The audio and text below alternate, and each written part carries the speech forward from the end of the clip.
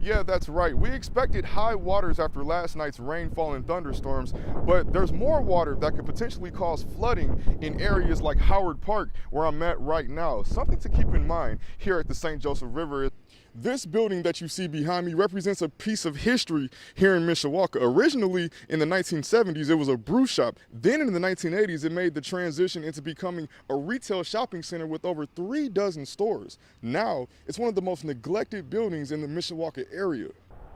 50 years. That's how long it's been since Dr. Martin Luther King Jr. was assassinated. His work as a civil rights advocate for justice and racial equality is a legacy that's still being remembered 5 decades later.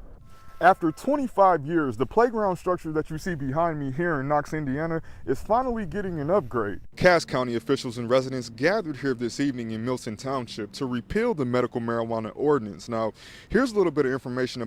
While the holiday season brings gifts, Christmas carols, and of course Santa Claus, people here this evening at Studebaker Museum tell me that this holiday season is different. Well, it's the holiday season, as you can see behind me here in the building you see behind me is being replaced with something more beneficial for South Bend residents. It's a rally we never forget. After 14 years of pain and misery, no one has forgotten about little Tara. 3-year-old Tara Nova Glick died in 2004 from the hands of child abuse by her mother's boyfriend, who was charged with neglect and murder in the child's death. People rallied against child abuse downtown Elkhart at Civic Plaza, remembering her life with love and courage. Her grandmother Joanne Glick says one thing Tara loved was dresses and shoes. Tara was a girly girl.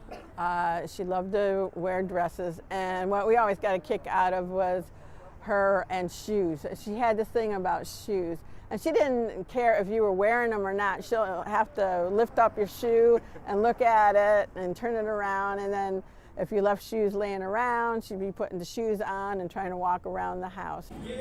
Tara's biological father, Israel Glick, says the last 14 years has been a struggle. It's been hard the last 14 years. I mean, hey, you go to her grave, you gotta see, the tombstone and her face on it, and it has been really, really hard. I feel like this event that we put on for the community and to bring awareness is really helpful, because I feel like it's opened some people's eyes. A beautiful young soul taken from us early, but she's forever remembered by many who love her. In Elkhart, Travis Harmon-Smith, WSBT 22 News.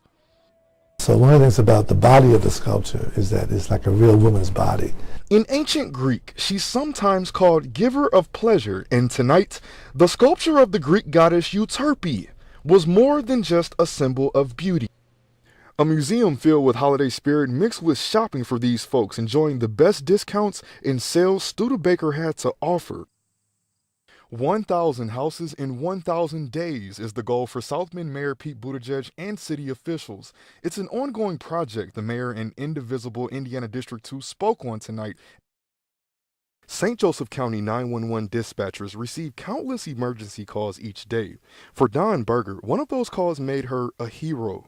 I took a call from an elderly female, said that her vehicle had been red tagged.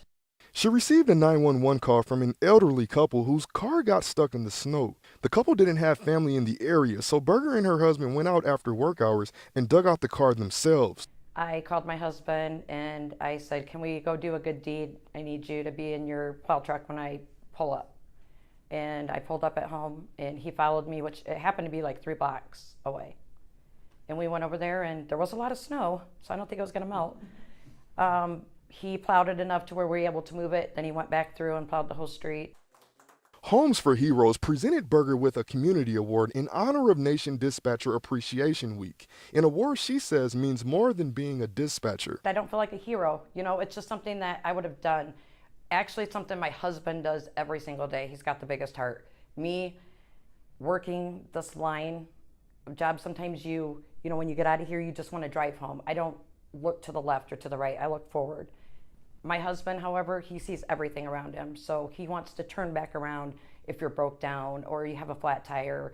He's just so willing to help everybody. So he was surprised when I came home today or that day and asked, I want to do a good deed. Watching WSBT 22 News at 6. Happening right now, a new sculpture just being unveiled at IU South Bend. It happened just moments ago. School leaders, including Chancellor Terry Allison, are on hand there. This is a live look at the garden outside of Northside Hall. Euterpe's Gift is just the latest outdoor sculpture to be placed on campus. Associate Professor of Fine Arts Dora Natala created this. The Chancellor says he commissioned it to continue to add beauty to the campus. The new bronze sculpture you can see there is 6 feet tall and weighs 450 pounds. Thanks very much. And happening right now, a chance for you to get to know your local police officers. This is a live look in South Bend. It's just one of the many cities taking part in National Night Out Against Crime.